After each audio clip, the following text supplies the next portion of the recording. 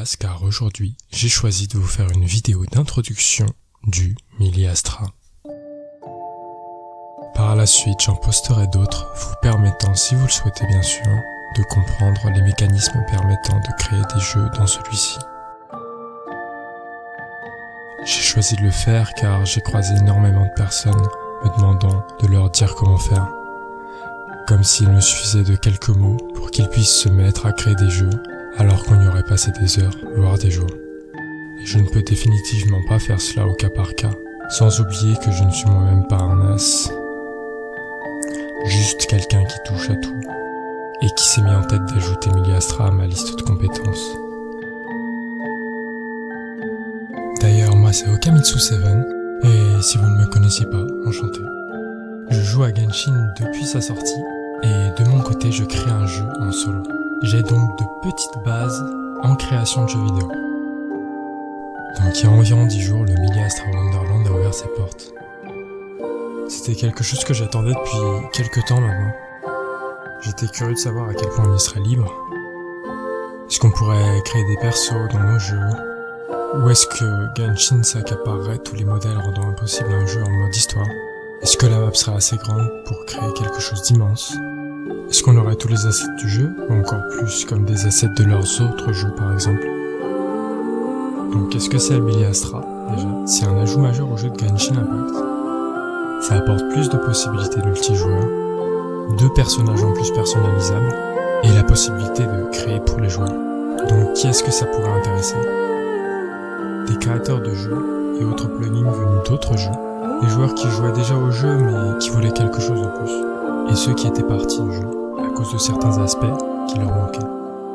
Donc qu'est-ce qu'il faut pour arriver sur le Mili Astra? Déjà, il faut avoir avancé un minimum dans le jeu, donc il faut avoir fini, il me semble, la première quête du jeu. Donc la première quête du monde, donc c'est quelque chose d'assez grand quand même qui va durer, je crois, plusieurs heures. Et ensuite, il va y avoir un choix de personnage. Donc vous pourrez choisir l'homme ou la femme. Il n'y aura pas de grandes incidences dans le jeu parce que vous pourrez switch entre les deux. Personnellement, ayant pris le personnage masculin dans le jeu de base, j'ai choisi le mannequin féminin.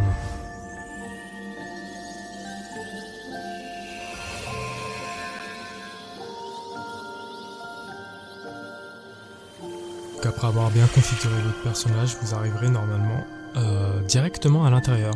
Et là, on peut être un petit peu perdu. Je vous conseillerais de changer vos raccourcis parce qu'ils n'ont pas vraiment grand sens. F1, F2, F3, F4, etc. Ça ouvrait vraiment des menus qui n'avaient pas grand sens. Donc commençons par vous expliquer les menus du top. Le premier qui s'appelle Mont Paradisia, donc c'est la tour d'échecs. C'est mon moyen mémotechnique de m'en rappeler.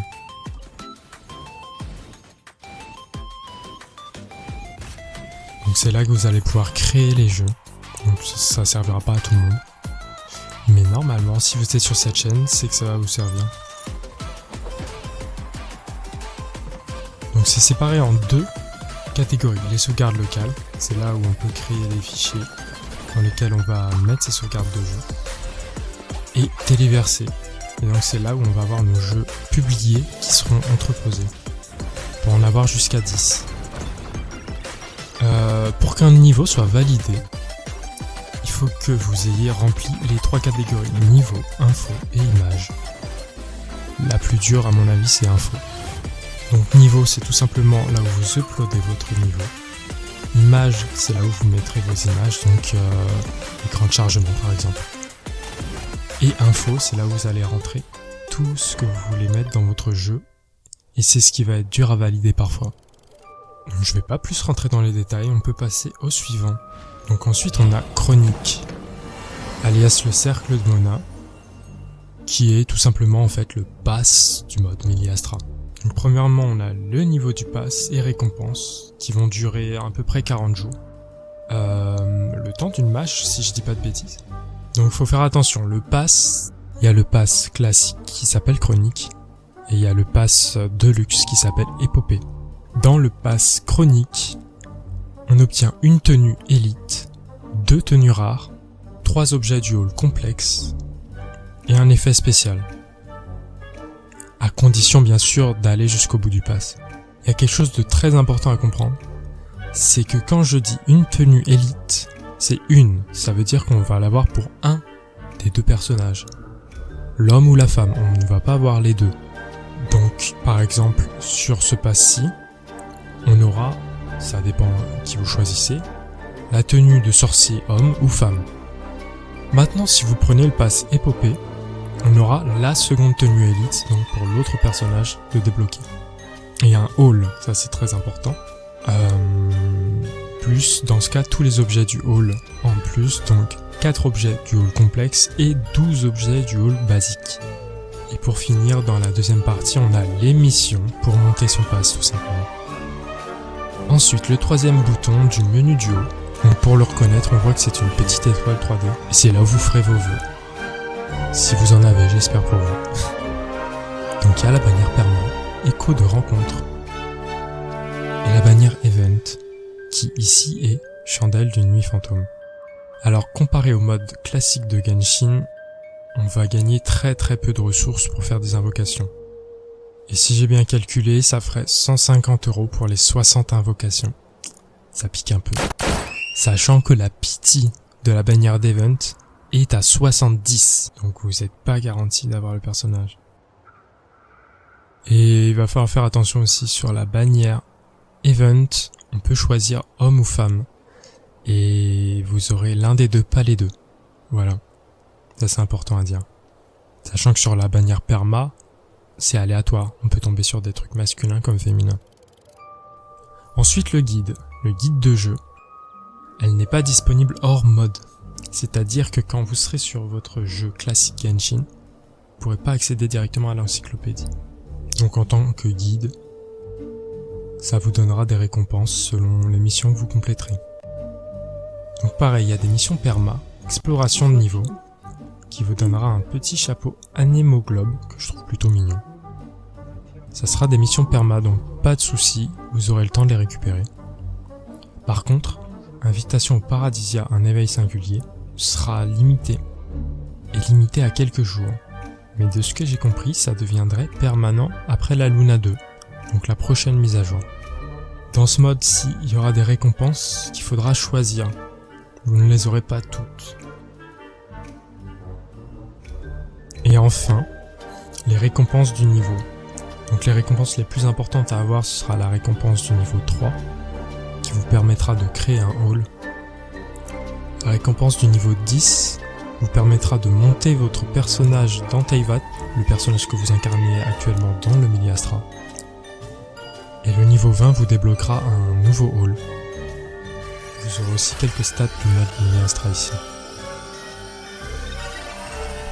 Ensuite, niveau populaire, donc la constellation d'étoiles brillantes, vous permettra tout simplement de jouer à des niveaux. On aura en gros au milieu quelques niveaux qui défileront, dessous les niveaux populaires du mois qui seront sous forme de déroulant, et une possibilité de mettre les niveaux en favori, ce qui nous emmène au niveau favori, représenté par un dossier qui a une couronne, ou au choix qui a la pièce d'échec justement qui permet de créer des niveaux.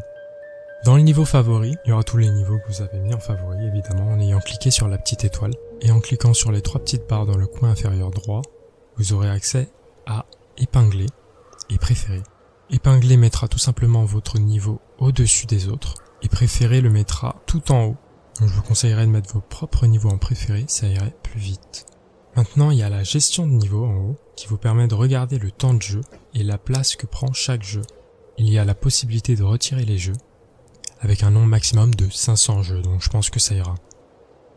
Et pour finir le menu du haut, combinaison vestimentaire, donc le petit cintre là-haut, qui n'est pas non plus disponible hors Miliastra, donc dans le monde ouvert de Teyvat.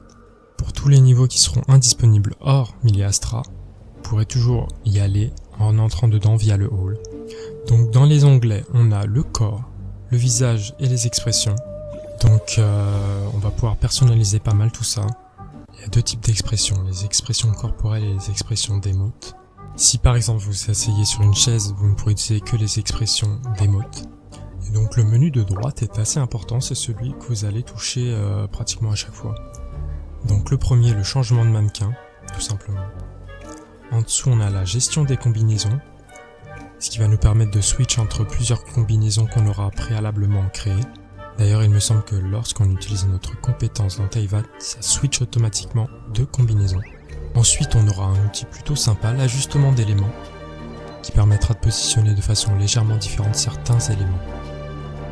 Et là, il y a la fabrication d'ensemble, car non, une fois que vous aurez invoqué un élément, vous ne pourrez pas forcément l'utiliser directement. Il faudra le fabriquer, donc il faudra faire attention à vos ressources, particulièrement pour les éléments bleus. Ensuite, en ouvrant le menu d'options, il y aura quelques boutons supplémentaires. La boutique, donc le shop, qui est différent de l'invocation, car là, il n'y aura pas de gacha, ce sera directement.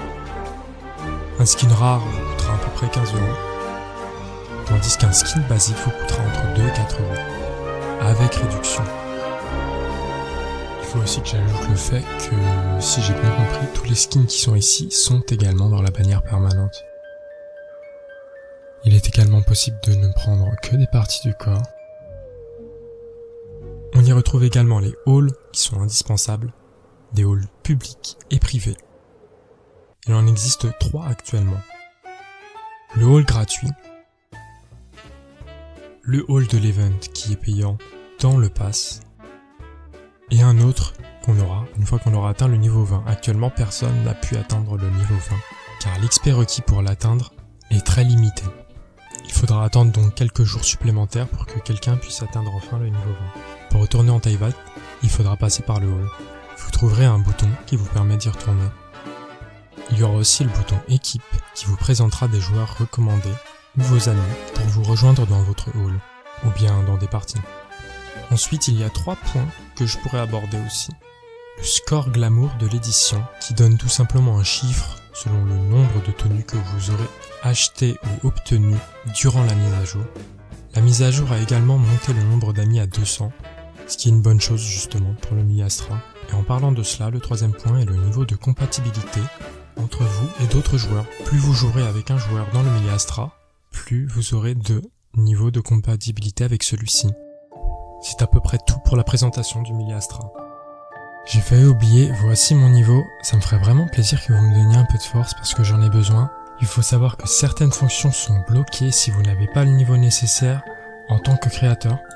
Et pour ça, il faut que des gens jouent au jeu, il faut que des gens likent le jeu.